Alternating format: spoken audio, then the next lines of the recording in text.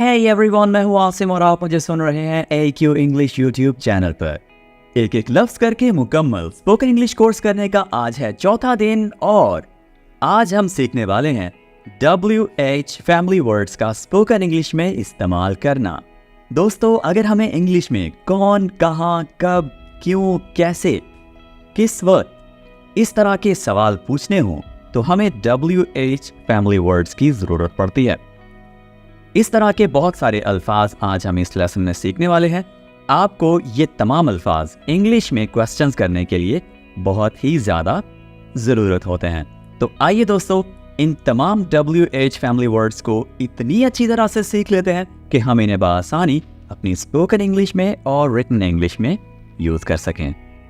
हमारे साथियों ही बआसानी उर्दू से इंग्लिश सीखते रहने के लिए जल्दी से AQ इंग्लिश को सब्सक्राइब कीजिएगा ताकि आप आने वाली इंग्लिश लर्निंग की वीडियोस और इस कोर्स की बाकी क्लासेस की नोटिफिकेशंस हासिल करते रहें और अपनी इंग्लिश को बेहतर बनाते रहें।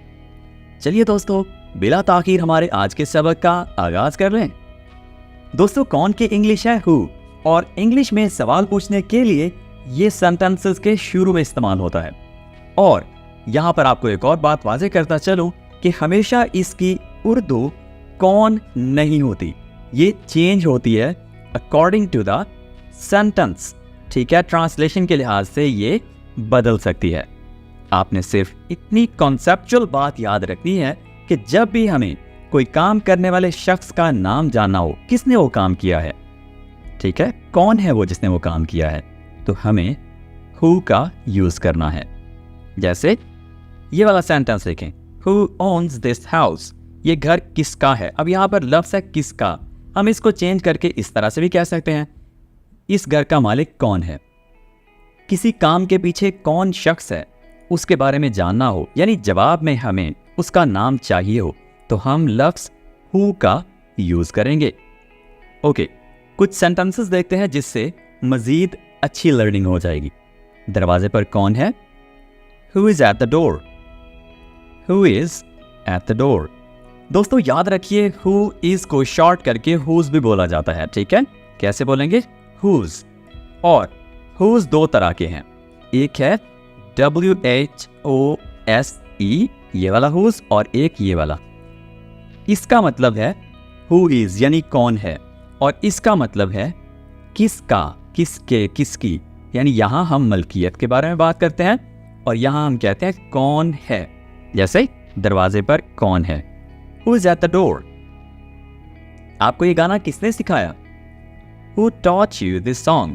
जवाब में यहां पर आपको मिलेगा नाम, Asim taught me this song. Asim taught me this song. मेरी मदद कौन कर सकता है, Who can help me? Who can help me? Asim can help you learn English. Asim can help you learn English. तो दोस्तों, इस तरह से आप बआसानी हु वाले क्वेश्चंस के आंसर्स भी कर सकते हैं। मेरे चश्मे किसने देखे, Who has seen my glasses? Who has seen my glasses? दोस्तों, अगर आप कुछ इस तरह का जवाब देना चाहें जिसमें आपको मालूमात नहीं है कि किसने देखे हैं, तो आप कह सकते हैं I don't know.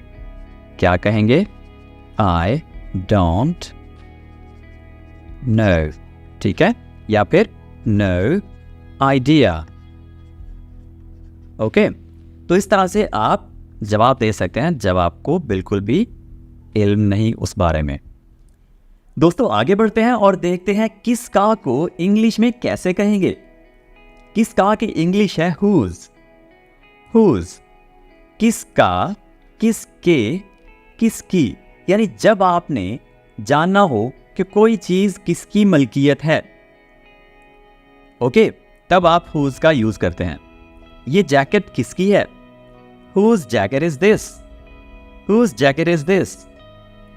किसकी खतनवीसी यानी हैंड राइटिंग इतनी खूबसूरत है, Whose handwriting is so beautiful? Whose handwriting is so beautiful? किसकी गाड़ी रोड ब्लॉक कर रही है, Whose car is blocking the road? Whose car is blocking the road? किसकी किताब मेज पर रह गई, Whose book is left on the table? Whose book is left on the table? बाहर खाना खाने का किसका ख्याल था? Whose idea was to dine out? Whose idea was to dine out? जी, तो इस तरह से आप बआसानी whose का यूज करते हुए इंग्लिश में सवाल कर सकते हैं। दोस्तों एक बात याद रखें, whose के बाद आप हमेशा उस चीज का नाम बोलते हैं जिसके बारे में आप पूछ रहे हैं कि किसकी है। ओके, जैसे whose jacket, whose handwriting, whose car, whose book, whose idea। ठीक है, इतनी बात क्लियर। अब इसके बाद आप हेल्पिंग वर्ब का यूज करते हैं। Whose jacket is this? Whose handwriting is? Okay? Whose car is? Whose book is? ठीक है, यानी सबसे पहले WH वर्ड आएगा, WH वर्ड के बाद सब्जेक्ट आ जाएगा जिसके बारे में बात हो रही है कि किसकी है, और उसके बाद हेल्पिंग वर्ब। ठीक है, और फिर सेंटेंस का बाकी हिस्सा, यहां पर वर्ब आएगा और सेंटेंस का बाकी हिस्सा आ जाएगा। ठीक है, Whose idea was to dine out। चलिए दोस्तों आगे बढ़ते हैं और क्या को इंग्लिश में कहना सीखते हैं। क्या की इंग्लिश है what, लेकिन क्या जब भी उर्दू के सेंटेंसेस में क्या लफ्ज आ जाएगा तो वहां पर हम what का यूज करेंगे। जैसे क्या मैं आपको जानता हूं, तो यहां पर हम कह देंगे what I know you। हरगिज नहीं दोस्तों, क्या आपने तभी यूज करना है जब आपके उर्दू के सेंटेंसेस में क्या लफ्ज दरमियान में आ जाए, आपने तब what का यूज करके सवाल पूछ लेना है। ठीक है, ओके। और अगर क्या बिल्कुल सेंटेंसेस के, उर्दू सेंटेंसेस के शुरू में आ जाए तो फिर ये डू, डिड और इस तरह के जो बाकी लफ्ज हैं, शुड, जो हेल्पिंग वर्ब्स हैं, ये शुरू में आ जाते हैं। ठीक है, याद रख लीजिए। क्या मैं आपको जानता हूं, डू आई नो यू। ठीक है, क्या मैं अंदर आ जाऊं, should I come in. Okay, या शुड आई कम, क्या मैं अंदर आ जाऊं। तो दोस्तों इस तरह से याद रख लीजिए कि जब भी उर्दू के फिक्रे में दरमियान में क्या आ जाए तो आपने व्हाट का यूज करते हुए क्वेश्चन पूछ लेना है। ओके, आपका पसंदीदा रंग क्या है? What is your favorite color? What is your favorite color?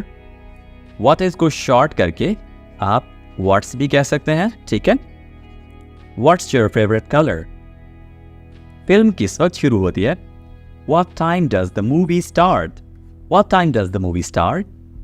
आपने बाजार से क्या खरीदा? What did you buy from the market? What did you buy from the market? वो किस बारे में बात कर रहे हैं? What are they talking about? What are they talking about? मैं पिकनिक के लिए क्या लेकर आऊं? What should I bring for the picnic? What should I bring for the picnic? दोस्तों याद रखिए, क्या वाले जो क्वेश्चंस हैं इनका स्ट्रक्चर कुछ ऐसे है। WH वर्ड शुरू में आ जाएगा यानी what, ठीक है, उसके बाद हेल्पिंग वर्ब आएगा यानी is, am, are, was, were, okay, और फिर सेंटेंस का बाकी हिस्सा आ जाएगा। दोस्तों याद रख लीजिए, what सिर्फ और सिर्फ सवाल पूछने के लिए ही यूज नहीं होता, बल्कि ये एक्सक्लेमेशंस के लिए भी यूज होता है। जैसे अगर कोई बहुत ही हैरानी की बात हो जाए तो आप कहते हैं what, क्या। इसी तरह से अगर किसी ने कोई बहुत शानदार काम किया हो और आप उसकी तारीफ करना चाह रहे हो तो आप कहेंगे what a shot। इसी तरह से अगर किसी ने कोई बहुत अच्छा आइडिया दिया हो तो क्या कहेंगे, what an idea। ठीक है, what an idea। Okay, what an idea। Alright, तो इस तरह से आप what को यूज कर सकते हैं इंग्लिश में क्वेश्चंस करने के लिए और हैरानी वगैरह का इजहार करने के लिए भी। दोस्तों अब हम सीखने लगे हैं कब को इंग्लिश में कैसे बोलेंगे। कब की इंग्लिश है when। when। अगली ट्रेन कब है? When is the next train? When is the next train? WH word के फौरन बाद हेल्पिंग वर्ब आएगी। ठीक है, okay. When is the next train? वो कब पहुंचे? When did they arrive? When did they arrive? आप असाइनमेंट कब जमा करवाएंगे? When will you submit the assignment? When will you submit the assignment? दुकान कब बंद होती है? When does the shop close? When does the shop close? हम दोबारा कब मिल रहे हैं? When are we meeting again? When are we meeting again? हमारा अगला WH वर्ड है where. Where को उर्दू में कहते हैं कहाँ. करीबी अस्पताल कहाँ है? Where is the nearest hospital? Where is the nearest hospital? Where के यानी WH वर्ड के फौरन बाद is का यूज किया है हमने, जो कि एक हेल्पिंग वर्ब है. ठीक है. Where is the nearest hospital? आपको ये किताब कहाँ से मिली? Where did you find this book? Where did you find this book? वो छुट्टियों पर कहाँ जा रहे हैं? Where are they going on vacation? Where are they going on vacation? मैं अपनी गाड़ी कहाँ पार्क करूँ? Where can I park my cars? Where can I park my car? आप कहाँ बड़े हुए? Where did you grow up?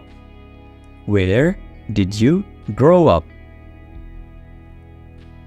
Okay, next हमारे पास है क्यों. क्यों की इंग्लिश है why. Why? आप देर से क्यों आए? Why are you late? Why are you late? उसने पेशकश क्यों मुस्तरद की? Why did she refuse the offer? Why did she refuse the offer? आसमान क्यों नीला है? Why is the sky blue? Why is the sky blue? तुमने उसे कॉल क्यों की? Why did you call him? Why did you call him? कल आप परेशान क्यों थे? Why were you sad yesterday? Why were you sad yesterday? हमारा अगला WH वर्ड है which. Which का उर्दू में मतलब है कौन सा, कौन सी, कौन से, या कौन सा वाला. कौन सा वाला की इंग्लिश है which one. ठीक है. Which one. और वो वाला की इंग्लिश है that one. ठीक है. That one. All right. दोस्तों, which को हम तभी यूज करेंगे जब हमारे पास कुछ चीजों की लिस्ट मौजूद हो, चाहे वो हमारे माइंड में हो या सामने हो, मेंशन कर दी गई हो. फॉर एग्जाम्पल, आप शर्ट्स खरीद रहे हैं, आपके सामने 5 शर्ट्स पड़ी हैं और आपसे कोई पूछता है कि आपको कौन सी वाली पसंद है. Which shirt do you like the most? आपको सबसे ज्यादा कौन सी वाली शर्ट पसंद आई? तो आप कह सकते हैं blue one. ठीक है. blue one. blue वाली. ओके. हम कौन सा रास्ता इख्तियार करें? Which route should we take? Which route should we take?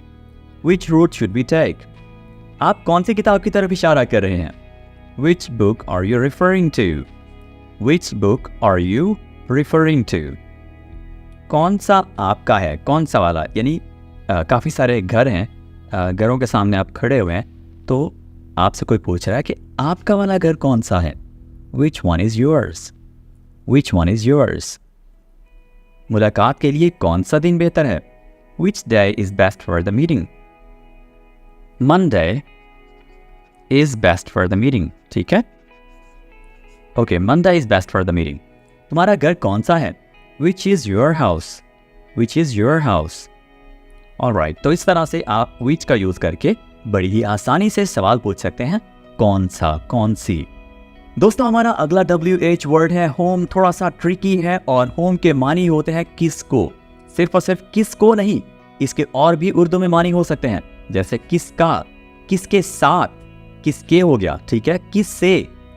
Okay. तो बेसिकली आपने ये बात याद रखनी है कि होम का मतलब सिर्फ किसको नहीं है. ओके. और ये लफ्ज है होम. इसको कैसे बोलेंगे? होम. इसको आपने आइंदा होम नहीं बोलना. ये होम नहीं है. राइट. ये क्या है? होम. ओके. होम के कॉन्सेप्ट समझना बहुत ज्यादा जरूरी है. दोस्तों, होम बेसिकली आप मफूल का नाम जानने के लिए यूज करते हैं. देखिए, 2 लोग बस स्टैंड पर खड़े हुए हैं. ठीक है. और वो दोनों आपस में काफी देर से बातें कर रहे हैं और एक शख्स जो है वो इंतजार कर रहा है किसी और का. अब उनमें से दूसरा बंदा पूछता है कि आप किसका इंतजार कर रहे हैं. ओके, किसका इंतजार। अब वो जिसका इंतजार कर रहा है उसका नाम पूछने के लिए होम का लफ्ज यूज होगा, किसका इंतजार हो रहा है। ओके, इसी तरह से किसके साथ बाहर गई, किसके साथ, यानी कोई एक शख्स ने काम किया, इसने काम किया, लड़की ने, और जिसके साथ काम किया उसका नाम पूछने के लिए आप होम का लफ्ज यूज करेंगे, होम डिड। ओके, दूसरी बात, होम के फौरन बाद हेल्पिंग वर्ब्स आएंगे, ठीक है।